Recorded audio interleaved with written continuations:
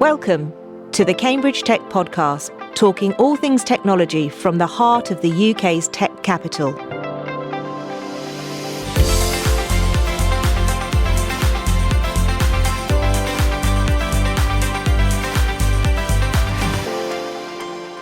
Here are your hosts, Faye Holland and James Parton. Hi, I'm James. And I'm Faye. So James, we're here. This is our first episode of Cambridge Tech Podcast. How do you feel about it? Well, I'm obviously excited. It's been a whole ton of work, but we're here. It's Sunday. We're ready to go. Absolutely.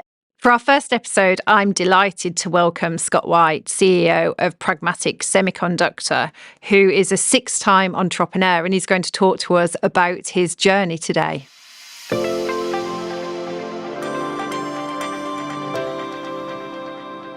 Scott, hi. Welcome to Cambridge Tech Podcast. It's great to have you with us today.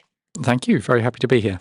So let's talk about you to start off with. Why don't you tell us a little bit about your background, but let's go before PragmatIC. So even right back to when I was reading up about you, you were talking about your degree and your thesis being real groundbreaking topics. Let's go right back to the beginning if we can. Sure. So my degree was in mathematics, pure and applied maths, and computer science. My degree was in machine learning. I wouldn't necessarily say it was groundbreaking, but certainly it was at a time before machine learning had all the hype that it does today. So in that sense, it was a slightly more kind of arcane and interesting, different field to be playing in than now, where it's sort of very much mainstream and understood why that's beneficial. So that was interesting, but I was also very clear coming out of that degree that what excited me was not just technology in its own sake, but actually what you do with it. So after looking at a number of options, I ended up working for McKinsey Management Consulting for a number of years, which was great experience to get sort of straight out of university. But ultimately, I found frustrating because you never actually got to do anything. You just spend all your time advising people on what to do, and sometimes it happened and sometimes it didn't. So I left after a few years there and joined a telecoms research centre in Australia, where I spun out my first company. And so since then, I've basically enjoyed building, growing and ultimately selling tech companies. So PragmatIC is company number 6 for me. But I guess the bit that I would say is quite different about PragmatIC from previous companies is PragmatIC is very much a deep tech company, long duration of fundamental technology development, as compared to most of my previous companies, which were more regular high tech, where it's doing interesting thing with technology, but the risk was around product market fit and how you build a business rather than does the technology fundamentally work. So over the past 25 years, you as you mentioned, this is your 6th business, and you've successfully sold 5 already. So certainly a serial entrepreneur. That triggers a whole bunch of questions. I'll try not to fire them all at you in one sentence. Obviously, to create a company, it's kind of all-consuming in terms of the focus and the drive to get that idea to market. So where do you find that drive from to do that kind of 6 times? And I guess a supplementary question to that is, when do you know when to let go? When's the right time to sell? So I think the first part of the question is fairly easy, which is actually if it's interesting and exciting, then that's the motivation you need. I've never been one to do a job just because that's what you do and you turn up 9 to 5 and then you go home. And so the exciting thing about building a tech business is you're doing exciting things with technology, but also you're trying to create something, and so the benefit you get in terms of the emotional satisfaction of what you can do, seeing the use of your product in the real world when it finally gets out there, that's really the primary motivation. In terms of when to let go, that's a trickier one. It's fair to say that a lot of times it happens naturally or to a certain extent gets forced upon you. There are natural points in a company's evolution where there are logical times for a company to be acquired. So it's not necessarily that in all those cases I've set out to sell the business at a particular point. It's just that there's been a a point where either we had to, double down on really scaling the business model or raising a whole load more capital, and actually, if there's a better alternative to incorporate that into a larger company that can actually take the technology forward, that may be a better outcome. So in terms of that, when to sell, from my perspective, it's a combination of obviously the financial benefit aspect of that, but perhaps even more importantly, what's the best way for the technology to continue to grow and develop and flourish and actually be successful in the real world. And sometimes it's better to combine it with another company. Having said that, with PragmatIC, I think because we've got such a fundamentally new technology platform that is globally unique, the aspiration is very definitely not to sell and to build it into a sustainable, standalone, profitable business. Interesting. So it kind of sounds like it's one of those, I read it somewhere, you'd said about dreaming big but executing small. That kind of seems to be your overall ethos. Is that the case? Is that what you'd like to have, the big vision and do technology for purpose, but keep quite moderated in what your approach is? Well, I think from everything I've learned over my career, that's what you have to do. So you need the big vision as part of that motivation. This isn't just about playing around with technology for the sake of it and selling a few widgets. There's a kind of mission and a purpose in what we're trying to do, and the bigger you can make that vision and that aspiration, the more exciting it can be, and the more you can motivate yourself, your team, your investors, and so forth.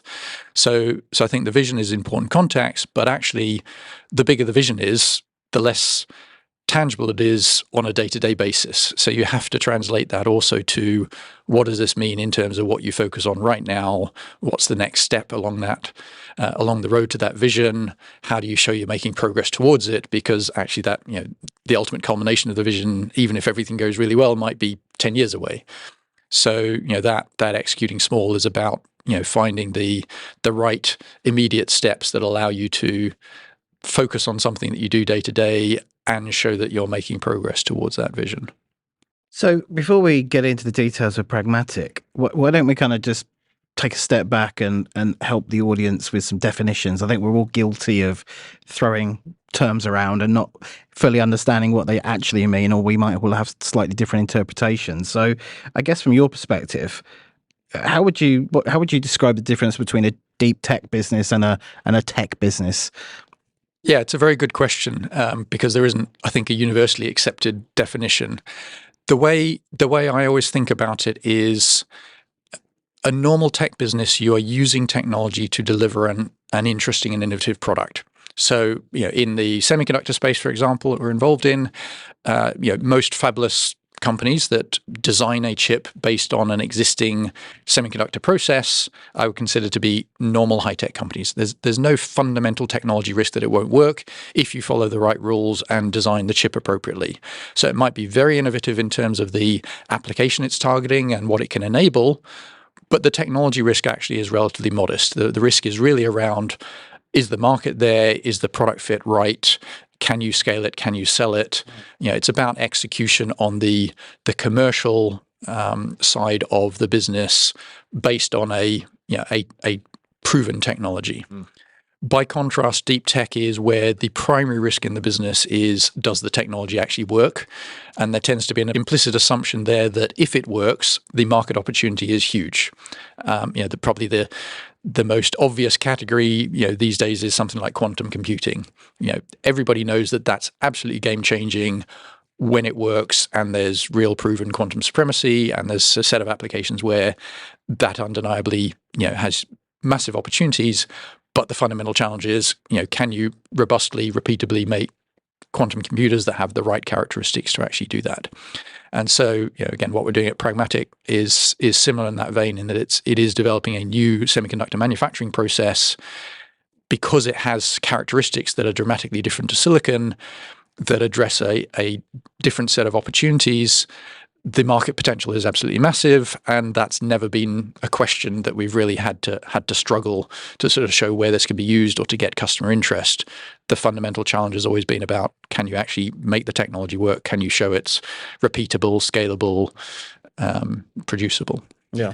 So on that same vein, can we do the explanation of silicon, and then we can move on to actually where you differentiate? Sure. So silicon, I mean, silicon obviously is fundamental to all of our electronic devices today, and indeed most of the things we don't think of as electronics, like cars and washing machines and things like that, as we've seen over the last few years in the semiconductor supply chain crisis, that if you don't have supply of silicon chips, everything else kind of breaks. So that has been driven by a progression of, most people have heard the term Moore's law, where silicon has progressively driven to smaller and smaller feature sizes that allow better performance, lower power, more complexity in the circuit, and so forth. And that's really what's driven the increasing sophistication of our electronic devices. The downside to silicon is the materials are very highly engineered and hence very, very expensive fundamentally. And the processing of those is even more expensive, and over time with Moore's law has got progressively more and more expensive, which is why a fab now costs $10 billion or more for a latest generation silicon node. And that works in the economics of normal electronic devices because you can afford the production cost, the material cost being high, if you can fit smaller and smaller devices. And so now, for the same price as what you might have paid 10 years ago, you get something that does an awful lot more, and we're all happy with that in our mobile phones and so forth. What that doesn't address is a large category of applications where you just need functionality that is good enough to do a certain job, but is fundamentally constrained in the cost point that is viable to do that. And so a couple of examples of that. One that was sort of quite highly publicized, again, coming back to the recent supply chain crisis, was in automotive production. The things that were holding up production of cars was generally not high-end silicon chips that were at the bleeding edge of Moore's law. It was components that are made on very old semiconductor technology to do fairly basic things like control the heated seats in the car. It's not fundamental to how the car works, but nobody's going to buy a luxury car unless it's got heated seats. So if you can't make that $1 chip, the entire car can't be sold. And that's an interesting category where technology like ours can actually change the game there, because it doesn't need Moore's law. It doesn't need all that development functionality. It just needs to do a simple job. And if you can do that in a more effective way with a supply chain that's more scalable and adaptable, then that's very compelling. The other category is things that you wouldn't even think of doing today with electronics. And probably the easiest example there is something like smart packaging for consumer goods. So you think about the plastic packaging that is on most of the things you buy in a supermarket today.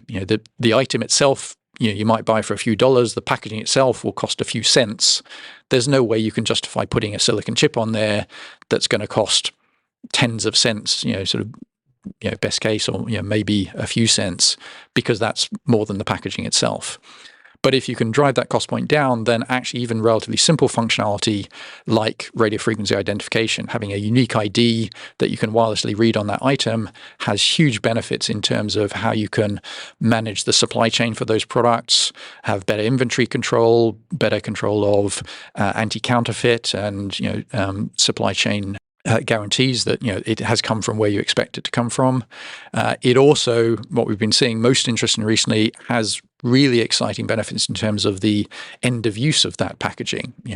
There's obviously a huge focus now on, well, how do we reduce single-use plastics in things like packaging? It's not as simple as just saying plastic packaging is bad, because if you take the packaging away, the food that was inside it goes off quicker and you have more food waste. So it's not a single-dimensional problem. But if you can enable better models for recycling or reuse of packaging, which things like RFID can really affect, then that creates a huge benefit. So again, it kind of comes back to what we're looking at is things where our technology allows things to be done in a dramatically different way from silicon that really move the needle on the nature of the applications that can be deployed and how that can be kind of beneficial in day-to-day life. Great. So I want to come back to RFID in a minute and the decisions you made around there and the internal conversations that you had. But do you want to just talk us through the product? And you've actually, it's no use. It's as much use as a chocolate teapot to everyone listening in. But we've seen the integrated chip. Do you want to actually just talk us through what the product is and why it's different? Sure. So, and yeah, it's sort of hard to describe verbally, but most people will at some point have seen a silicon wafer in a, even just in sort of the way the press has covered the semiconductor industry recently. So most all silicon chips are made in these large, look like sort of silvery, rigid wafers, these discs of material. Silicon is effectively, processed sand in very simple terms, but very, very highly processed sand. And the fabrication process to make the chip is a series of processes that change the characteristics of the silicon to create the required semiconductor characteristics that then create the transistors and diodes and other devices you need, and interconnect those together to form a complete circuit. And then at the end of the process, those wafers, which have the chips fabricated on them, are diced up into individual sort of little squares of silicon, which is the silicon chip. What you see if you'd open up your laptop or phone or something is actually not the silicon chip. Usually you'll see something that looks like a black plastic box. That is the packaging around the silicon chip, which is put there in order to protect the silicon chip so that that fragile silicon doesn't get damaged, and it allows it to be easily interconnected to things in the outside world, like on a PCB. By contrast, in our technology, we have no silicon in there, so we don't start with that silicon wafer. We basically start with we usually use a glass carrier onto which we coat a very thin layer of plastic, and then on top of that we deposit all of the individual material layers we need to build up the semiconductor devices and their interconnects. And then at the end of the process, we peel that off the glass carrier, reuse that through the process, so it's not part of the bill of materials, and then dice the flexible wafers up into the individual chips that then get directly integrated. So what that means is we don't have any of that. We don't have any of the cost of the silicon wafer, which is very, very high. We don't have any of the processing costs of changing the characteristics of the silicon wafer. And these are the bits that are most energy intensive and most long duration in silicon fabrication. Plus, at the end of the process, you don't need to package it to protect it because it's inherently thin and flexible and easy to integrate into pretty much anything. So that all leads to something which allows very novel form factors for electronic devices. You can have these thin, flexible systems, but also can do that at a cost point that's an order of magnitude or more lower than silicon. I mean, we've seen it. We'll put some photographs up maybe on social so everyone else can see it. But I mean, so how robust is it? How much? How ruggedized is that? That's actually a fairly complicated question to answer because it all depends on what kind of environmental effects you're talking about. So for the types of applications we target, there are huge benefits to that form factor in that if you're putting electronics into something that inherently is a thin, flexible product form factor like packaging for consumer goods, then actually starting with something that is thin and flexible is a massive advantage in terms of durability. And that also flows on to sort of other aspects of durability like resistance to shock and impact. So even if you're putting this on something rigid like the side of a bottle, if you do that with a silicon chip and that bottle going down a production line or through while it's packaged in a box gets knocked against other bottles, the silicon chip can get fractured very, very easily. Whereas our technology is fundamentally more robust to that kind of environment. On the flip side, there are other things that silicon is going to be more robust for. So, we're not really optimized for things that might have very high temperature environments, for example, or other kinds of stresses. So it's very much a case of it. It depends on sort of what's the right fit with the applications. But for us, it's about the form factor we have fundamentally is a better fit for the types of applications we're targeting, which are sort of use of electronics in everyday objects rather than in typically high performance boxes of electronics where you can you're protecting the silicon. Yeah. Okay. That's really interesting. And I think seeing is kind of believing, isn't it? Absolutely. It's incredible. Let's change gears slightly. I mean, what you're describing feels complicated, innovative. It's groundbreaking. That sounds really capital intensive to me. So I believe that you've been raised around 150 million. Is that accurate? We're on our Series C. Right. Okay. So it's effectively 3 rounds of funding. Okay. Although, some of those have had multiple closes based on the timings of when individual investors have come in. Yeah. But it's essentially three rounds of funding. Okay. Sizable amount of money. But yeah. And obviously you've done this 5 times before in other companies. What's your learning through that kind of process and that experience? So perhaps just to actually wind it back slightly first. So we started Pragmatic in 2010, and actually the first 5 years we built the company effectively privately, Right. funded by management, a bit of seed investment, but largely by early customer contracts and also supported by government grants. And so for us, that was sort of how we got to proof of principle, to show that actually we could do the fundamental bits that were needed for what we were trying to achieve. And then we started down the route of raising institutional venture capital. So our first round was Cambridge Innovation Capital and Arm. CIC obviously being a great financial investor, but Arm was sort of absolutely critical in the early days in validating that the technology was real. And so that's perhaps the first point on funding strategy is, firstly, timing is key. When do you try and get investment? Who do you get it from? And finding the right investors for the objectives of the company at that point in time. So for us, having the strategic investment as well as long-term patient capital from someone like Cambridge Innovation Capital was really important for us, because we knew this wasn't going to be a case of in 2 years' time everything was going to be on the market and selling. So we needed that patience, and we needed the strategic validation and the collaboration we've had since then with Arm. Similarly, in our second round, we brought in Avery Dennison. So they led our Series B. Avery Dennison, perhaps less well known here, but they are a very large company, $6 billion or so in revenue, I think.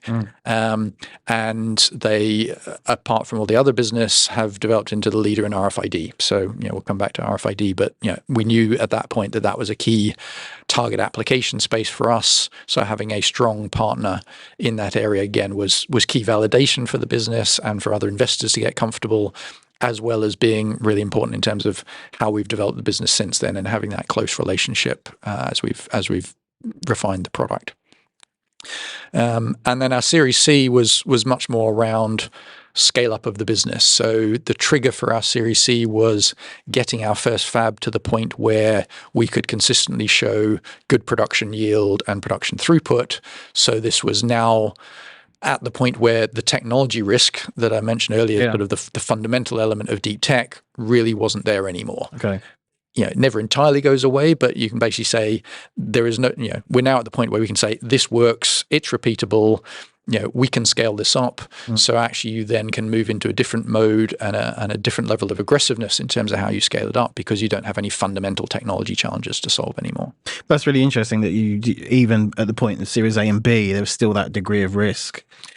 Very much so. I mean, as I said, we got to proof of principle by Series A, but in our case, that meant we could kind of make a transistor, on a flexible substrate. Now that's an awfully long way away from a fully qualified integrated circuit manufacturing process. So translating that into pilot production, where we showed, effectively, between Series A and Series B, it was about showing that we could take that and make it into an end-to-end process for making entire integrated circuits. And then with between Series B and Series C, it was about taking that pilot process, transferring it into our own fab, where we could control all of the process parameters properly to get the right production yields and show that this wasn't just something that worked well on a Friday afternoon when everything goes well, but you could actually do every single hour of every single day of the week consistently and get the same characteristics and hence the right yield from the process. And then I guess the follow-on question, which is obviously linked to the capital required, is the business model. So you took a decision to retain the technology rather than licensing it. And then you've also then taken that step to actually create your own manufacturing capability. Again, those sound like big decisions with big ramifications. I mean, talk us through that thought process and the kind of different paths you could have gone down, and why you ultimately chose to go down that path. Sure. Yeah, it's a very interesting question. When we started the business, we kind of didn't have a business model per se locked in, but it's fair to say at the time, sort of, we thought probably the most likely route would be get the technology to a point where we could prove it, and then license it to existing players in the industry. What we discovered at the point where we'd sort of got to that proof of principle was two things, really. One is the potential for the technology was much larger than we might have anticipated. Right. And so there was sort of an element of, do we really want to let go of this and give away that potential additional value to someone else?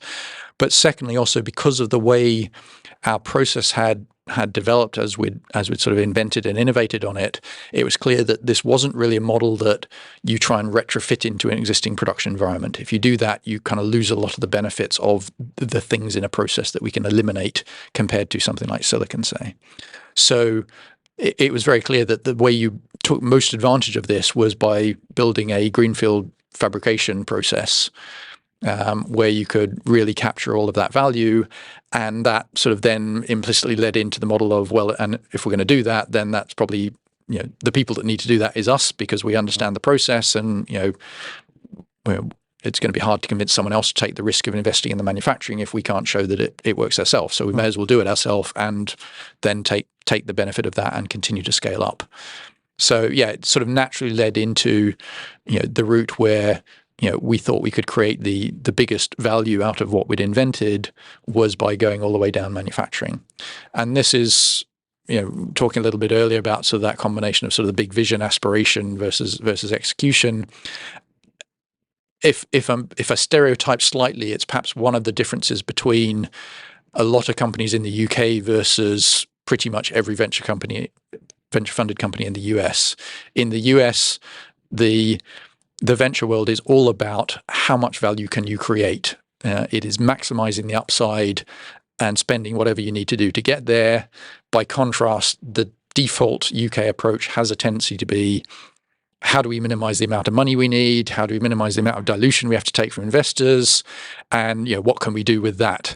And so it's much more about managing downside risk and minimizing dilution and making do, rather than saying, how big can we make this? What would we need to actually make that happen? And then how do we go out and find the right investors to make that a reality?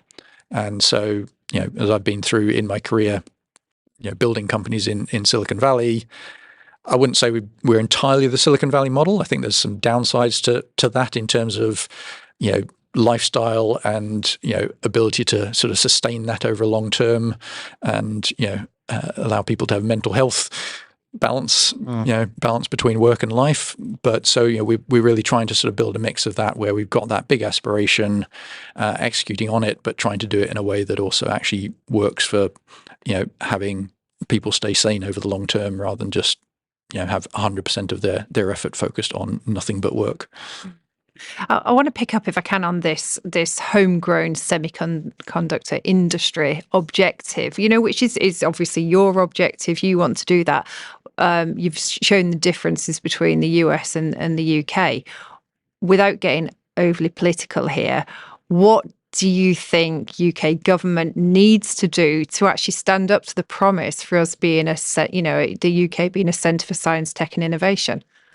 Sure. So I think perhaps if I pick up on those last words first, we are already, I would say, a very good place for science, tech and innovation. It's very well accepted worldwide that we have extremely good, world-leading innovation and invention in the UK. Where we've tended to be poor is at the later stage of commercialization, particularly in the case of capital-intensive industries like high-tech manufacturing. If we look at that specifically in the context of semiconductors, 20, 30 years ago, the UK was at the forefront of the silicon industry. And we've lost that over the last several decades, primarily because of a combination of fundamental economics and not having the right government support. So it definitely can't be entirely laid at the feet of government. But if you look at the fundamental driver of silicon, it has had huge capital requirements. The only way you make the economics work in silicon is building very, very large fabs, and those fabs get larger with every new silicon node. And actually justifying that when you don't have the right domestic industries or the right, the right geography around you to do that, I think would always have been challenging in the UK anyway, irrespective of anything the government might have done. But certainly, there's been a trend to sort of be happy to have manufacturing be outsourced. We kind of have a view that manufacturing is considered to be a low value add activity, and all the value is in the IP and the design. It's certainly fair to say there is a lot of value in IP and design and everything you do with it, but it's there is a vast difference between low value manufacturing and high value manufacturing, and that's proven today, where you look at TSMC as the largest silicon foundry in the world, they are, I haven't looked recently with all the shifts in this, but they were the 9th most valuable company in the world. It's not a low value business because everybody needs it. So what we're looking at with what Pragmatic can do and working with sort of other semiconductor manufacturing businesses in the UK is there a case for saying the economics of what we're doing now are sufficiently different from silicon that doesn't have the same fundamental drivers, that it will all end up moving out to the Far East because that's where you can do it at the scale that makes sense. And that's been a specific focus for us as we've developed the technology and the cost model around it, is that this works in a very modular, low capex world. So, although it's high capex in one sense, 150 million is a lot of money. In the context of the silicon industry, it's a very, very small amount of money, given that that's funded, all of our technology development and 2 fabs. That's actually a really, really small amount of money in the context of what the electronics industry is used to. And that makes it viable, from my perspective, to continue to grow that and scale it in the UK. Not exclusively in the UK, because we have global customers. And actually, one of the big opportunities for us is with this modularity of our fab, we can put those wherever they need to be. We can put them on site in customer premises and deliver dedicated fab as a service to our customers anywhere in the world. And that's actually a really interesting model for how we scale the business. But behind that, we want enough critical mass of manufacturing in the UK that we can sustain the ecosystem and the innovation and the long-term value creation in the UK, and do that alongside other companies that are trying to do similar things in other novel semiconductor areas like compound semiconductors. Yeah, and I think it's that working with other companies that are like-minded, that's the way that we get change, as opposed to everyone individually trying to do it or relying on the powers that be, shall we say, to do that. Yeah, I think the industry alignment is important, particularly when you look at things like skills development and in the talent pipeline for employees. We're investing quite a lot directly in talent development, but actually the only way this works long term as a sustainable industry is you need an entire industry. If we're the only employer in the semiconductor industry or semiconductor manufacturing part of the industry, that doesn't really work long term. We want other companies to also have similar value propositions to be successful and sustainable in manufacturing here. And then you can really create a compelling reason why somebody going through, STEM subjects and into university, should be involved in semiconductor physics, because actually there's this really exciting industry they can play in when they come out. Yeah, and that's a great point, and probably a whole other conversation, which is bringing up the talent and making sure that the future talent understand the type of roles that are going to be emerging for them when they're ready.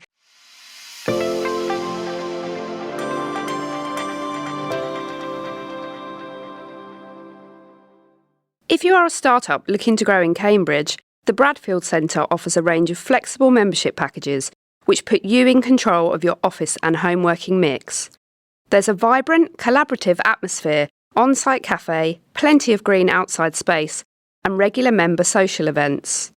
We also offer a range of high-quality meeting spaces for hire, and for tech event organisers, our auditorium, lakeside pavilion, and atrium spaces are perfect to bring your communities together for in-person and hybrid events.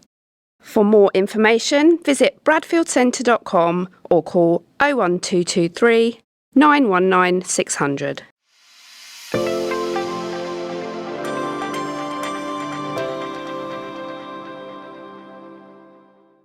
So coming back then to the ecosystem, and the RFID thing was around when I was reading up, you weren't 100% sure that was the right way to go at one stage, and then actually the whole ecosystem kicked in. So can you just talk us through, I guess the question is more around how important is the ecosystem?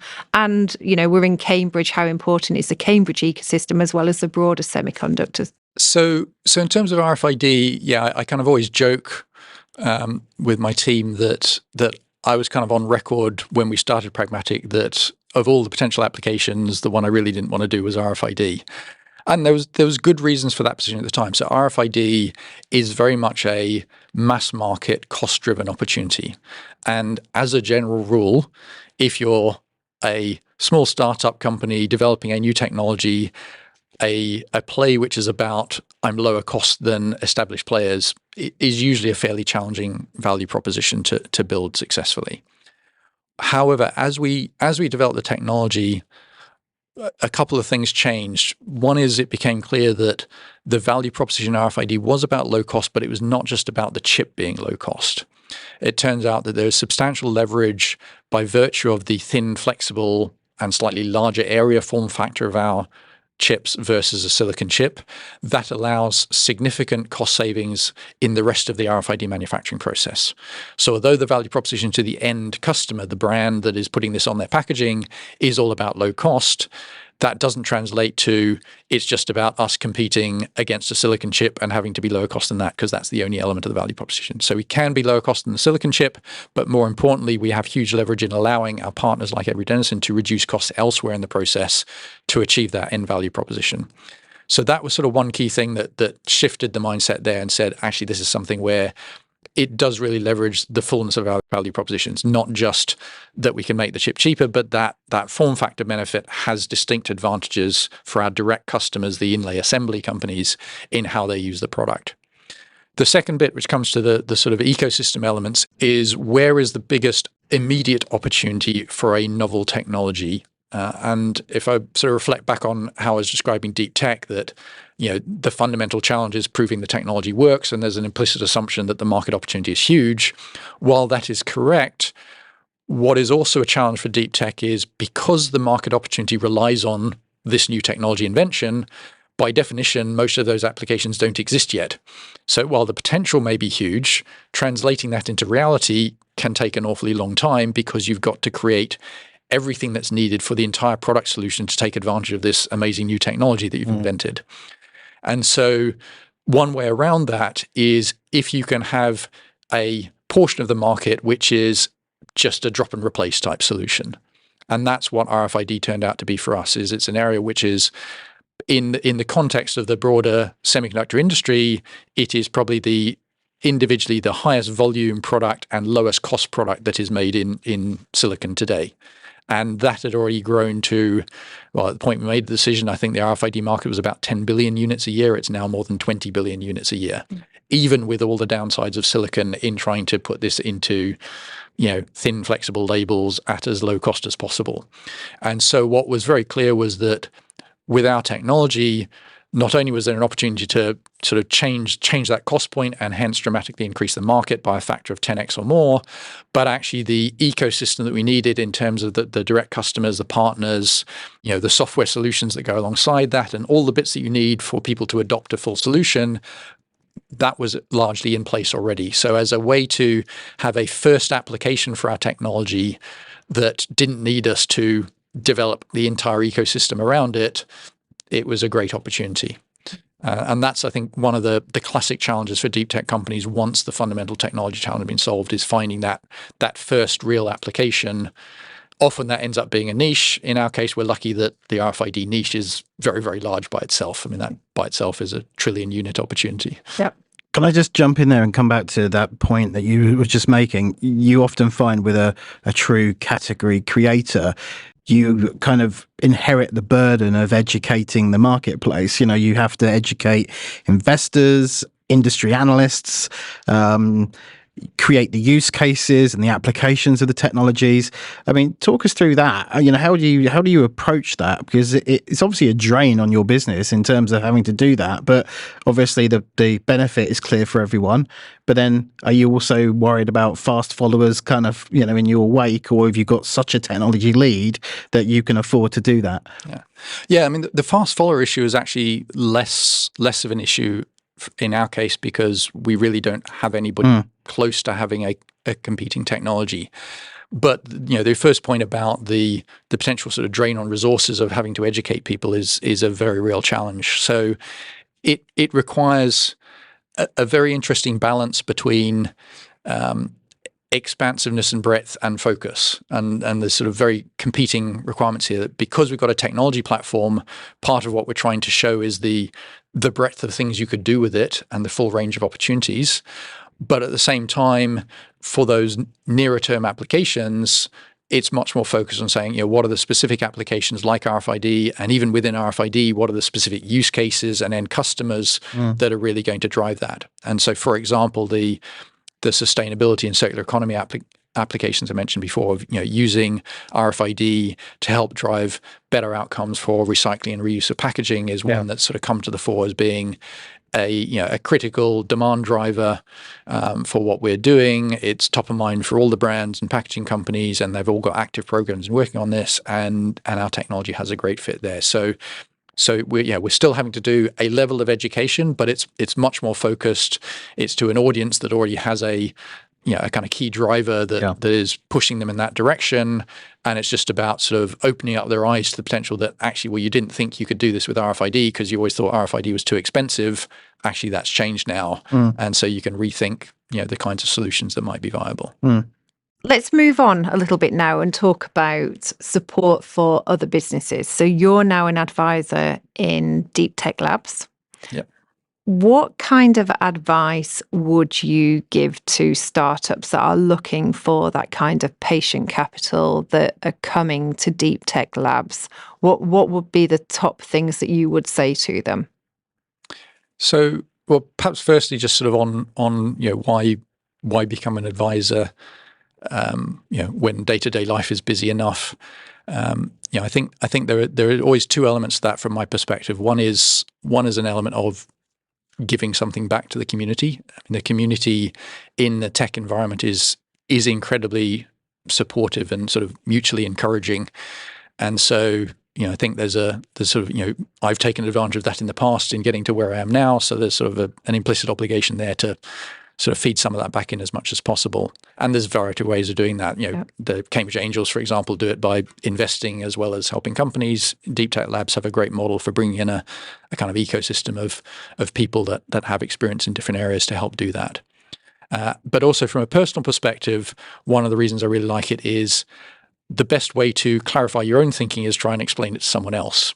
So actually in advising a company, I help clarify my own thinking about, well, why did I do it this way? Or, actually, what do I need to do next in this situation?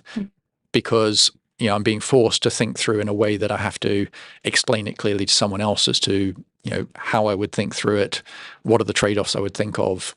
So actually there's a lot of direct value to me and to Pragmatic in spending a little bit of time involved in other people's businesses, helping them think through their problems, and taking the sort of the learnings from that and the clarity I get from that back into the business. In terms of your specific question of what advice would I give, it's very hard to answer in sort of generic sense, because I think one of the challenges is there tends to be a view that there's a one size fits all solution. Which investors are good, which investors are bad, how should I build my business? It's all very, very dependent on the nature of the business, the potential for the technology, the aspirations of the founders, and what they want to do in terms of how much do they want to be trying to build a massive business? Do they just want to have a nice lifestyle business? Do they want to sell it to somebody early? Do they want to be in it for the next 20 years and build a multi-billion-dollar company? There's so many different factors that feed into that. And so, the first advice I would always give is really think through your objectives for the business, the viability of your technology to achieve those. Don't kid yourself about how unique you are. If you aren't, equally, don't sort of miss an opportunity if you really do have something unique then, and you could take advantage of it to make it bigger. So start by sort of a bit of internal reflection on actually what do you want to do, and out of that you need to have a clear view on how big you want to make it. What does that mean in terms of funding strategy and types of investors? And then you can go focus on saying, okay, we need this type of investor for this stage of the business, and this is how it might evolve. So linked to that, you've been quite open about bringing in external experts when you kind of hit roadblocks. That kind of openness and that desire to kind of bring in external support, is that something that you've always had as a character trait, or has that been developed through experience of building the 5 or 6 companies? And is that something you've moved more towards as you've got older? Yeah, I think it's a mix. I think it's always been kind of a natural character trait that you get a better answer by having multiple contributors to solving a problem. But it's certainly I've moved further in that direction, as I've got more experience, and sometimes it's about sort of having the confidence that bringing in external advice is not an admission of failure or the fact that what you're doing is inadequate. It is it's a recognition of fact and a recognition of you're trying to solve difficult problems that nobody's ever solved before. Yeah. So why should you expect that you're going to have the perfect answer to them? And if there's other people you can leverage to help get those answers, that's a better outcome. So I mean, that's a general thing in terms of business evolution, business building. I focus quite a lot on networking events and things like that, where you can just build a network of people. Often it's peers in the industry that you can just sort of reach out to and compare notes and discuss different ideas about common types of problems that you face as a business. And that to be honest, is not something that comes naturally to me. I'm not by nature a very outgoing social person. I'm very much the introvert naturally, but I've seen the huge benefit of having a network of peers that you can draw on to bring in advice. And then I think what you're perhaps alluding to in your question is there have been specific cases in Pragmatic's history, for example, where we've seen specific things and have taken very conscious decisions to bring in external experts in particular areas where we thought actually we may not have quite the right expertise in the business, so let's bring that in externally. And B, maybe we do have the right expertise, but actually we're buried in the problem so far that it's very hard sometimes when you've been buried in the problem for a number of years to have the clarity of perspective of saying, are we kidding ourselves? Are we drinking too much of our own Kool-Aid here? Yeah. And thinking that everything's going to be right if we just keep plugging along in this direction. And so sometimes it's important to have a bit of an independent perspective to say, okay, let's get out of the weeds for a second, look at the bigger picture. Is this the right direction? How can it be improved? What are the things maybe we haven't thought of? What are the things we have thought of but haven't really considered through properly? And that is something that, again, it's not a case of necessarily not having the skill set, but sometimes you have to do that independently in order to make it work. Yeah. And I remember this very clearly from my days at McKinsey. McKinsey employs a lot of very smart people, but that doesn't necessarily mean they're inherently smarter than the companies they're trying to advise. A lot of the value McKinsey brings is because they are coming in from outside. They're not buried in the day-to-day challenges of the business. They're not buried in a certain way of thinking about things because this is how it's always done in the industry. Just being able to come at it with a fresh perspective, without any underlying agenda, without any politics. Often it's going and talking to people in the company and just taking all of the ideas that they give you and structuring them in a way that you can then present to the top management in a way that is well structured and understood. It's not that McKinsey has any unique insight. It's a process about how do you come in externally and do that. And so, and a good external advisor can do that, not because they're smarter than you, but just because they fundamentally have an external perspective. I think there's two real nuggets there. I mean, the first is, an extreme that I've seen, not necessarily in Cambridge, but certainly in London, is where you meet a first-time founder and they want to pitch to you, but before they're going to send you their deck or pitch to you, you have to sign an NDA. It's kind of that kind of lack of confidence, I guess, and this belief that their idea is so groundbreaking that someone's going to run off and steal it, even though you've got no time to even contemplate that kind of thing. So that openness, I think, is a really interesting point there. And I think the second point is, especially with technical founders, they sometimes don't make the connection of the value of what they perceived as softer skills. Certainly, you mentioned networking events in particular. The Bradfield is a great example of somewhere that we try to create a hub where people can come together and share ideas, make new connections.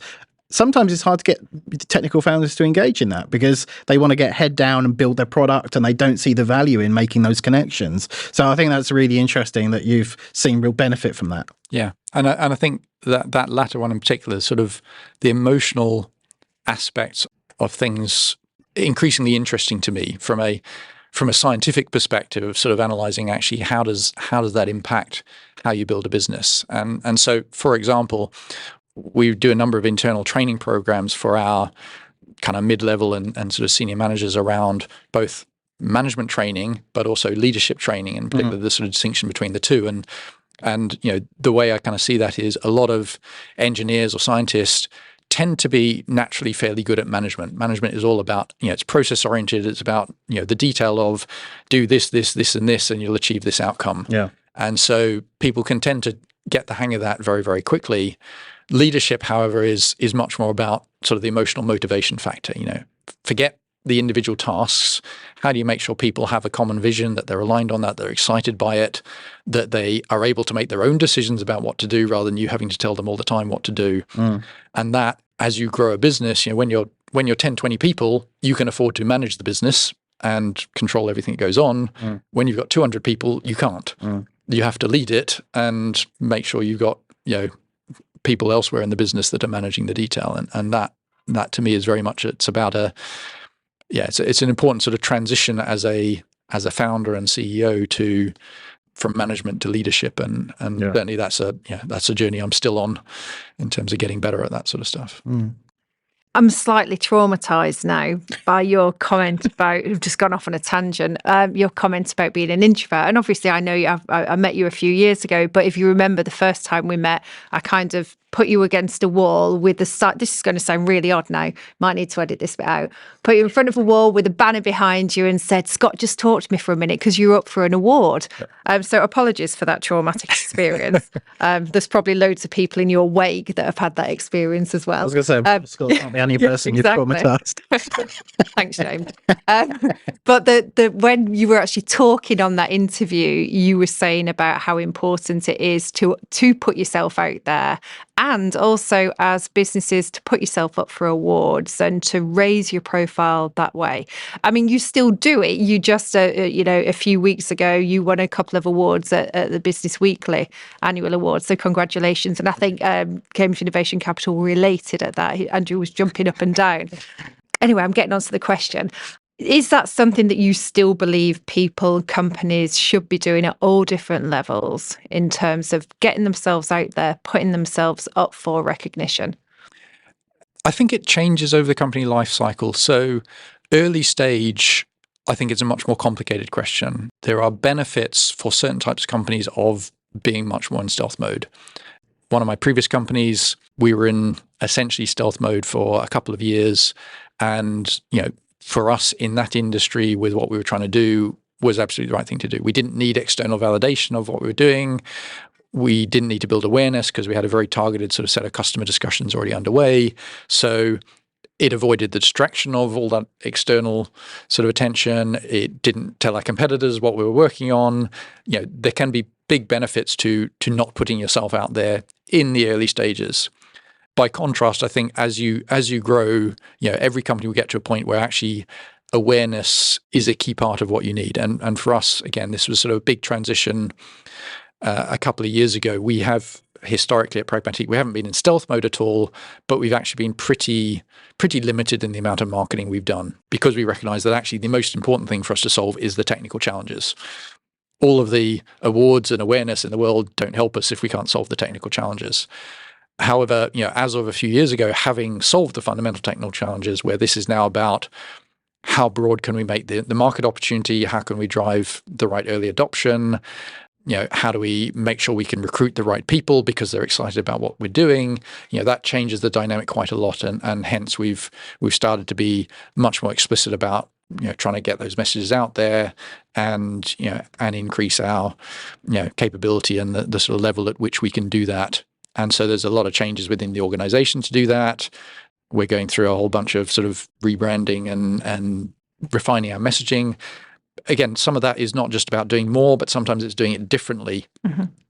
In the past, most of our marketing messaging has been very technically focused. We're talking to specific customers around specific applications, and what they're interested in is the details of how is our RFID different from someone else's RFID.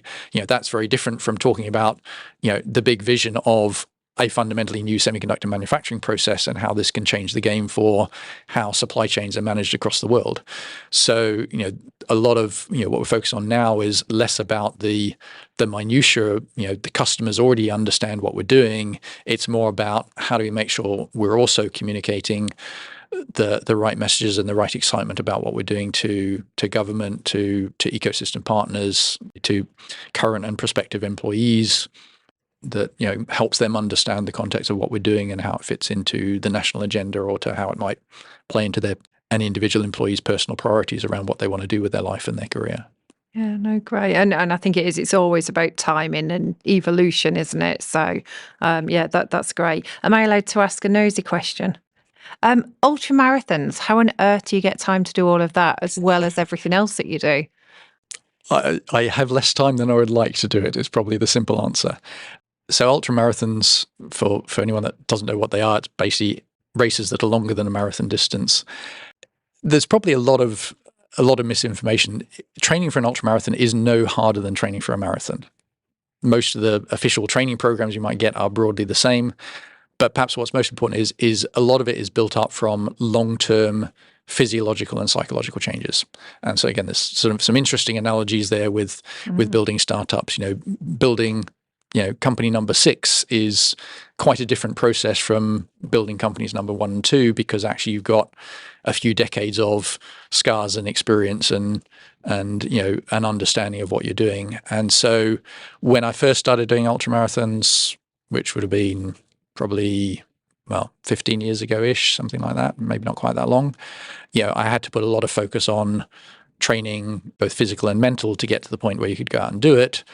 Now I can go out and do it kind of with almost no training, not as well as I would like, but I can do it because I've got those many years of sort of historical base to build off and do it. So it's fair to say at the moment, given how busy things are with PragmatIC, I spend relatively little amount of time training, but still enjoy going out and doing races that I find fun, because I just like being out in the mountains for long periods of time. No, it's very impressive. I think I could possibly manage the marathon de Medoc, but that might be about it. That also has a certain appeal. Yeah, there is a joke in the ultramarathon community, particularly for sort of trail and mountain ultras, which tend to have sort of these regular support points, that some people view it as basically it's an eating event with occasional running in between them. Yeah, I think that's probably sounds about right. Yeah, the eating part's fine. It's the mountain that I'm struggling with. Indeed. Well, that's fantastic, Scott. I mean, we know you're super busy, so very much appreciate your time coming onto the show. It's been fantastic. Well, thank you. I've enjoyed the discussion.